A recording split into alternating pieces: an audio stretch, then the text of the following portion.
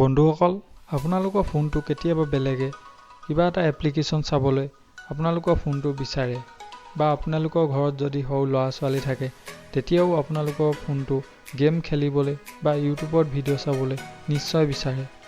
আপুনি যদি ভাবে সেই মানুহজনক বা সেই ল'ৰা-ছোৱালীকেইটাক এটা এপ্লিকেশ্যনৰ মাজতে সীমাবদ্ধ ৰাখিব, তেতিয়া আপোনালোকে এই টিপছ এণ্ড ট্ৰিক্সটো ব্যৱহাৰ কৰি এটা এপ্লিকেশ্যনৰ মাজতে সীমাবদ্ধ ৰাখিব পাৰিব।